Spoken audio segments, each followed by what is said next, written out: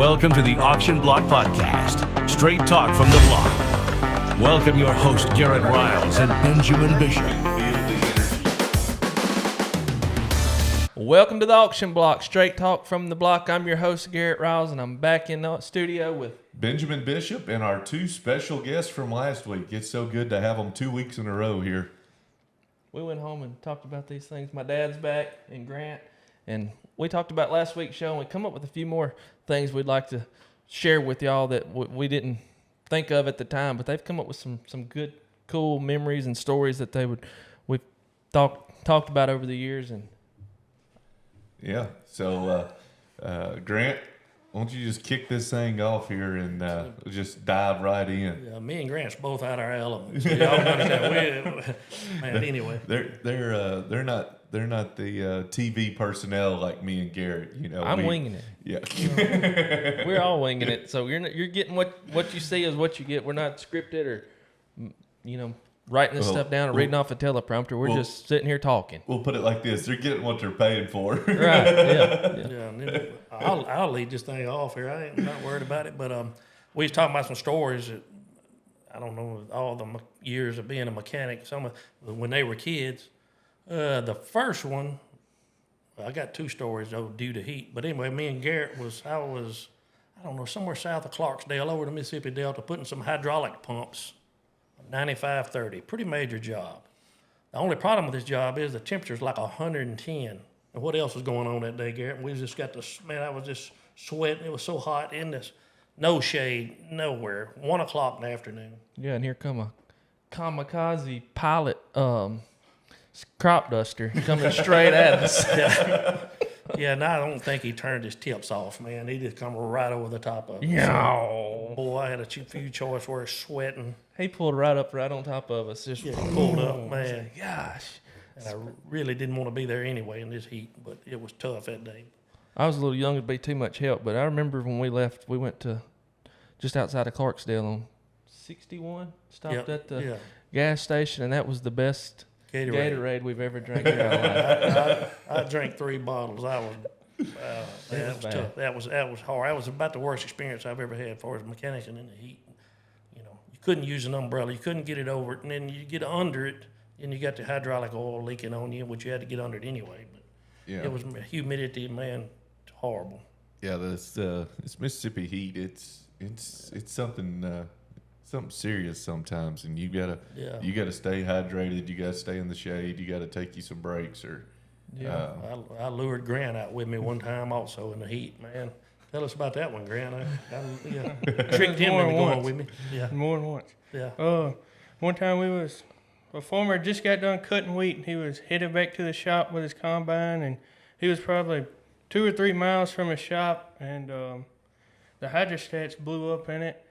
And they just coasted over in this old woman's yard, and hydraulic oil everywhere, every bit of it on the ground, and county road in the middle of nowhere, really. Some volunteer firefighters or something came by, seen all that, called the EPA. It was a big ordeal. Oh man, we was in a 90-degree turn curve. When this happened, the hydrostat pump just exploded on the machine, and it, like he said, it just dumped the oil everywhere, all in the road. And we was in a dangerous spot, because we was in a curve, couldn't get anything to it to pull the machine. They had nowhere to pull it. If we pulled it, we was going to be really in the lady's yard. Yeah. And, man, it was hot that day too, wasn't it, Grant? Yeah, it's probably the hottest I've ever been. Man. So what did the EPA got? Well, we kind of got out of that. We got the hydrostats in it, got that machine moved, and we let the farmer and the little old lady in the EPA work that out. They had to go in there and dig up all around the yard and the grass, things like that with a skid steer. I think they had to clean it all up like that. But Oh, dang. man, when we got that thing running, when we seen it moving toward the shop, we checked it out one more time. We hit the road back to Marshall County. We got all them pumps put in there and toting that hydraulic oil up the ladder in the back. That was the worst part of it all. Yeah. 9500, wasn't it? Yeah. John Deere 9500. Y'all watched last week's show to kind of keep up with what we're talking about more this week. You'll kind of get the full effect of where all these stories are coming from. Watch last week's show. That way you can kind of resonate with what's going on this week. like lost Grant one more time due to heat. We're putting a fan drive on a 8295R thing. Remember that? Yeah. Yeah, that was Middle of the field. Man, I had Grant just putting wet rags. I said, man, just put some rags over my head or something. It was so, it was just his heat is horrible. Yep. At certain times of year, now it feels nice. Yeah, 55 out there right now. I'm glad the times changed too. That's nice. Yeah. But that's about all I got on the storytelling. I remember when we were at the airport in Memphis and a tractor ran in a hole. Yeah, went to sleep or done something. I don't know. We run in a hole and just destroyed the whole front cap of that was a 9530, I think. They were building a new airstrip in Memphis at the Mm-hmm. airport. Yeah, that was another one of them times we had to probably sneak you in too. I think. Yeah, yeah. Yeah. And I remember when I was little, about this. Well, it was about this time of year, a week or so ago. This time of year, we went. I was little. Guy called in Hickory Flat. His combine was down. He was cutting beans, or something was messing up about it. Something due to anthills, I think. That's all I can remember. And I was pretty mad. It was a Halloween night. About 5 o'clock, we had to go down there and look at this dude's combine. That's all I could think about was, dang it, I'm going to miss this trick or treat tonight over this combine. Every time I smell PB Blaster, I think about that place in Hickory Flat. So what was your costume that year? A farmer.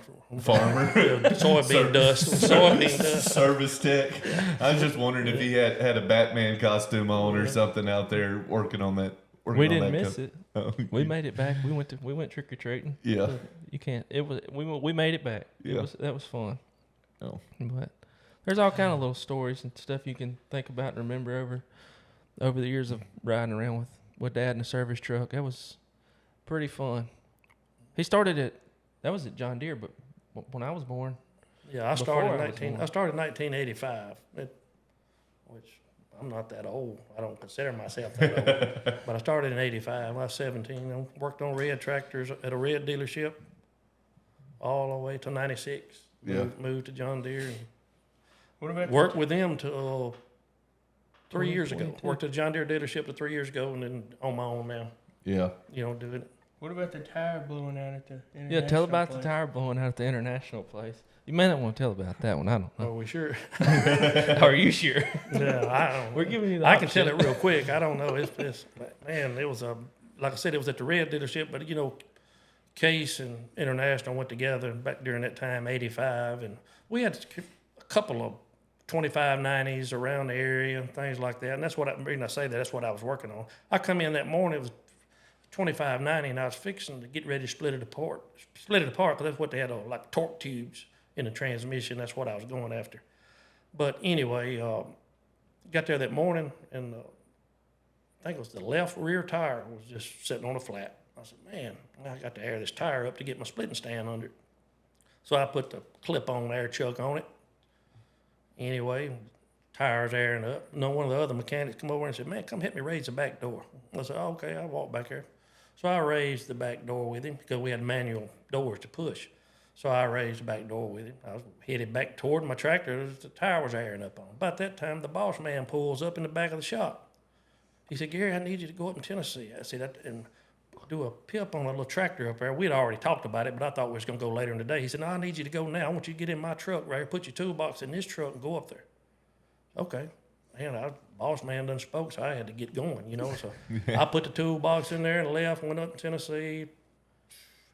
Anyway, I had to carry a part up there while I was in Tennessee to the machine shop over in Corinth. So I called my boss. I said, how you want to pay for this at the machine shop? Oh, we just tell them we'll give them a credit card or whatever have you. I said, okay. I'll tell you why I'm bringing this into it in a little bit. But anyway, I got done with the job, pulled back into the dealership about 4:30. When they saw me coming, they were waiting on me. But anyway, when I pulled in to the gate, everybody from the parts department to everything was standing at the door waiting on me. I said, man, what is wrong? Something kind of scared me. I said, what is going on? So I get out of the truck, and all of them said, come here and look. Come here. I said, what?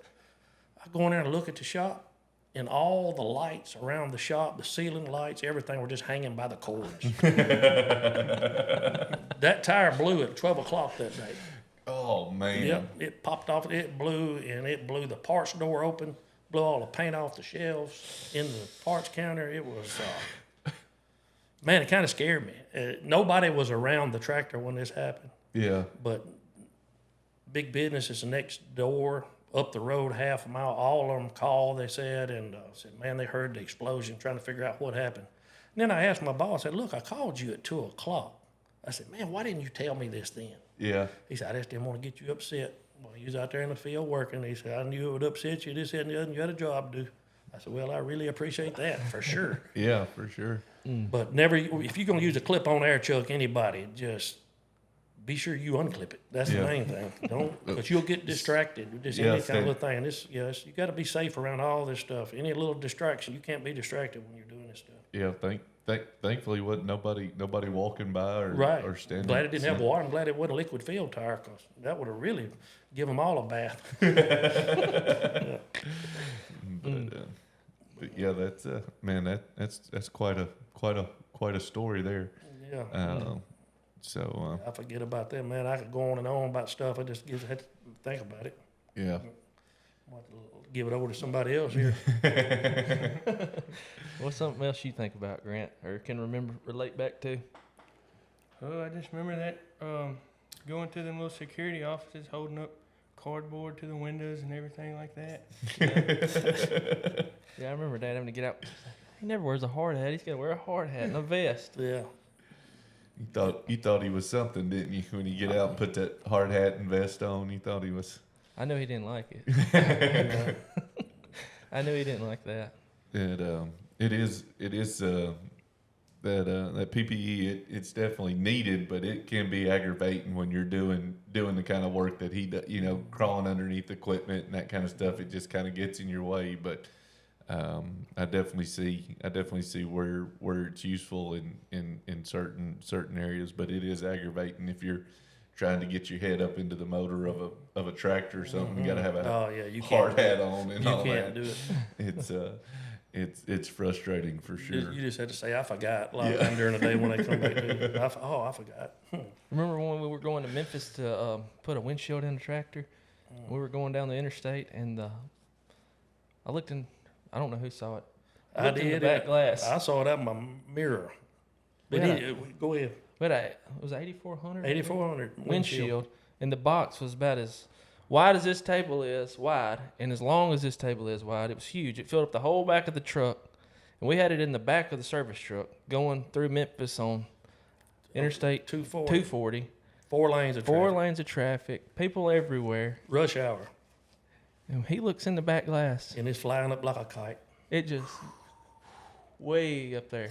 And it comes back down and lands right over on the side of the road in the middle. In the retaining wall. At the retaining wall in the center, on the left-hand side of the road. Well, we figure out how we got to get back over there to it. We didn't know. We figured it was broke, but we said we're going to go back and look. He figures out how to get us back around, back over there to it, and we get back to it, and he pulls up past it and runs back there, and we grab it up. Windshield wasn't even broke. Are you serious? Put it back in the truck. Wow. Put it in. Tied it down a little better this time. Moved on. Yeah, we had to go to North Mill. I remember that morning. Yep. Yeah. I just want to know, when you left that morning, did you put it back there and say, "Yep, that's not going anywhere"? Not going. Well, you got to use a ratchet strap to even say that. Oh well. But so I didn't use anything. I said, that's heavy enough. It's not going anywhere. Yeah, I did say that. Every single person that comes in after the sale's over and buys something, that's bought something and put it in their truck and put a ratchet strap on, every single one. Yep. That ain't going nowhere. Yeah. And what, I did hot shots for a couple of years, and it amazed me after, first few trips or whatever, you'd go and you'd drive 100 miles or so or whatever and stop and check or whatever. And it amazed me how much slack is in those straps. You can crank on them and crank on them and crank on them, and you're like, man, that ain't going nowhere. And then within 30, 40 miles, 50 miles, 60 miles, it'd be 12 inches of slack in some of those straps, just the way the load will shift or whatever, and so, that's something to take note of is you strap something down, chain something down, go 5, 10, 15 miles down the road, pull over, Yeah. and check it again. Hit your brakes pretty hard, shake your load up a little bit. That's the main You might thing have on the strapped it chain. down so much you shrunk it. Yeah. Yeah. Straps will break too. You Yeah. ask Garrett about that one. Oh, yeah, straps will break. Yeah. So what happened on the strap breaking? What Well, I wasn't going. you weren't going to divulge that Grant, information? That was between me and Grant. I said, "Don't tell nobody about this. Don't tell nobody." Dad don't even know, and here you are getting. Now I'm gonna get in trouble on Yeah. our Oh, that'll podcast. be all right. He's gonna get in trouble nationally. Yeah. I said those specific words. Don't tell Dad. Yeah. What was that? What was that commercial years ago? Don't tell mom. Barry, let's go ahead and hear the story. Oh, that's all right, folks. We'll see y'all next week. No, I had a little tractor on my trailer, and I was just going across town. And I had a little spreader on the back of it. I was coming back from across town back to the yard. I'd been over there planting some seeds on a food plot. And I had just a little bitty John Deere tractor and a little cone spreader on it. And I just threw one strap across it, ratchet strap, strapped it down. I said, that ain't going nowhere. There's train tracks between here and there, so I have to slow down to get to the train tracks. I look in my mirror, and that tractor's rolling to the back of the trailer. So or vice versa. When I gassed on it, it started rolling. When I was going over and throttling back up, I seen it start rolling to the back of the trailer. Oh, I hit the brakes again, and it starts rolling to the front of the trailer. And then it's just pedaling back and forth, trying to keep it on the trailer.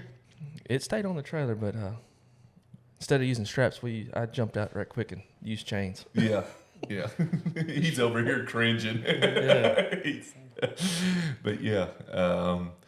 Yeah, you need to make sure you use the proper straps, proper chains for whatever you're transporting. Yeah. That's you buy something here on the yard.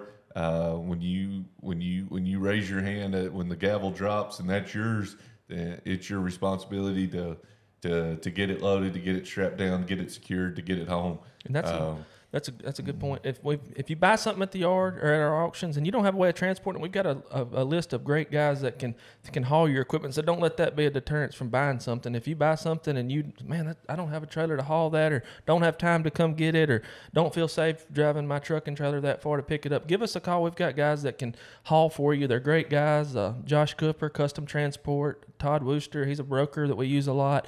We've got a lot of guys that can. Joe McGee, he hauls locally and over the road too. And if you got anything you need hauled, don't hesitate to call us. We can get you in contact with somebody that can haul for you, that save you the time and save you the those guys worries. there are years and years of experience over the road, and they know how to secure a load. They know how to strap and chain and all of that to a T. And so you wouldn't have to worry about their straps breaking or your tractor rolling back and forth on their trailer. Yeah. But if you buy something and you're going to transport it yourself, we can help you get it on your trailer. But as far as securing the load, that's on you. Yeah. Yeah. We'll may give you some pointers or some advice, but it's on you as far as securing it to get it home. So be sure to bring proper chains and binders and straps for whatever you're planning on purchasing. We sure don't want you pulling out of here something tied off with baling wire. Our next sale's coming up. It's just a couple weeks away, so y'all be sure to check out bid.riles auctions, look at the inventory, look at the catalog, see what all we've got coming, and it's going to be updated daily, and more stuff will be added all the way up until the week of the sale. So y'all keep a watch on bid.riles auctions and get registered on there if you can't make it in person. We encourage you to come be here in person, though, because we only charge a 1% buyer's premium, so we don't penalize you for purchasing equipment at our auctions. We work with you and try to save you as much money or be able to put more money towards a piece of equipment instead of putting more money into a buyer's premium. We encourage you to come be here in person, though, if you want to take advantage of that 1% buyer's premium, and it's going to be a great sale. We're really looking forward to it. It's going to be fun. Yeah, and it's the Saturday after Black Friday, so tell your spouses, whatever they spend on Black Friday is what you get to spend Saturday at the auction. So, More. Yeah. What else you got, Grant? Anything else to say? But he's our other inspections on all of our construction, skid steers, mini X's, stuff like that. Grant's always good at that. Yeah. We've got quite a few skid Several. steers. Go ahead. Several nice pieces out there. I'll just be looking for it. Yeah. Yeah. If you see something, you got questions on it, give us a call and we'll get you in contact with Grant if there's a skid steer, dozer, Tretco, something like that you're looking at, and even tractors if Dad's real busy where he can't. But we encourage you to take advantage of those FaceTime inspections. That's something we really, really work hard on doing, and we appreciate them for doing that. And y'all watched last week's episode, so that way you can kind of resonate with what we've talked about on this episode. Yeah, it's kind of part 2. Yeah, it's part 2, sort of. Yeah. Yeah. But thank y'all for joining in, tuning in, and we appreciate all of our listeners and all of our subscribers and followers. If you don't follow, if you don't subscribe, please click that button. Follow us on YouTube. Follow us on Podbean or Apple, Spotify. We're on all of those major outlets there.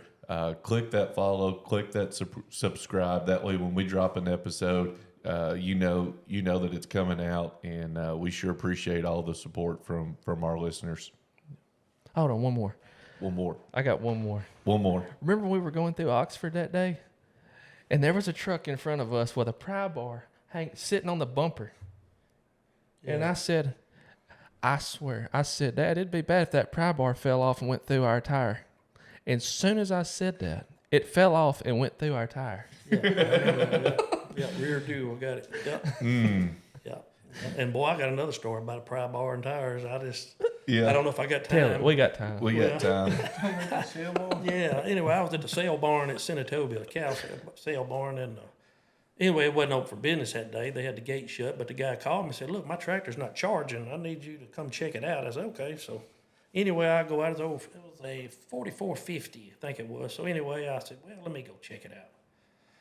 I went out, got my meter, went out there, cranked it up, and it wasn't charging. So I had an alternator in the truck, and like I said, and it was a gate. The reason I couldn't pull my truck up to the tractor because it was a gate locked, and I didn't want to call a guy to come open the gate. Right. Didn't want to get that audience there either. I just, I said, I'll just put this alternator on real quick. So I grabbed me a 213s, a couple of 9/16ths, and my special pry bar that tension the belt back, and I love this pry bar. But anyway, because it was my favorite.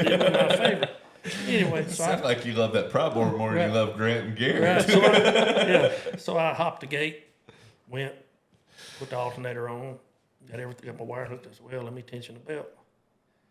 No, let me back up. Instead of me walking out there with my wrenches, I carried my tools out there to the alternator, to the tractor. All right, and I said, "Man, I need to crank this tractor and pull it to the gate." Yeah. So I said, "Well, I just laid my wrenches right there on the battery box of the tractor, fired it up, eased it right up to the gate, wasn't far. Anyway, I got the alternator on it, got ready to tension the belt, look, my pry bar's gone. I said, "Man, I know I got it out of the truck." I went back, double checked, yeah, pry bar's gone. I said, "Well, it may have fell off up here when I got in the tractor." So I walked back up there, pry bar's gone, couldn't find it. I said, "Man, just forget it." Went back to the tractor, just searched, aggravated.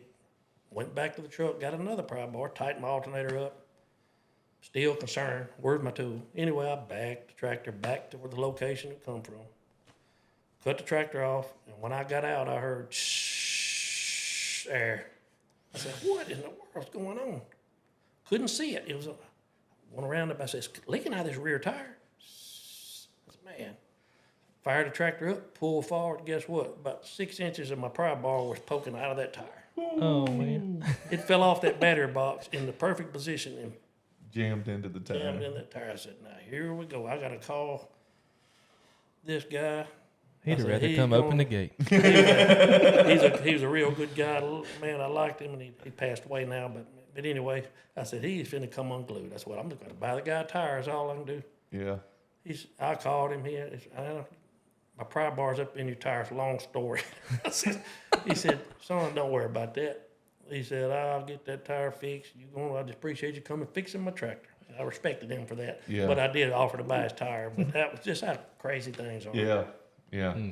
I mean that pry bar could have fell a million different ways and never would have punctured the tire, but it fell just perfect. Perfect. And then when it stopped it was perfectly under the bottom where I couldn't see it. Yeah. Yeah. I remember one summer I was helping a farmer. Dad let me go help him for the summer. I was driving tractors and whatnot. I was probably 12, 13 years old. one day we was building a pond. It was me and another boy about the same age. They called us the kindergarten dirt crew. I got on a track hoe. I hadn't been on one 3 or 4 times in my life. And top loading a dirt pan out of the bottom of the pond because it already got some water in it. And swung around one time and went a little too far and hit the top of the tractor. It was a 8410, busted the whole green roof off of it and probably half an inch from getting the windshield. Oh man, We gotta quit talking. People gonna quit calling us. Don't happen very often. It's just over the course of like 30 years. yeah. So one roof, one tire. That's not bad out of 30 years. Yeah, that's right. But no, But- we Yeah, appreciate. Grant turned it into a sunroof. Yeah. All right. All right, we're going to let y'all go on this one. We appreciate y'all watching. Be sure to check it out, the last episode and this episode. Subscribe to YouTube, Spotify.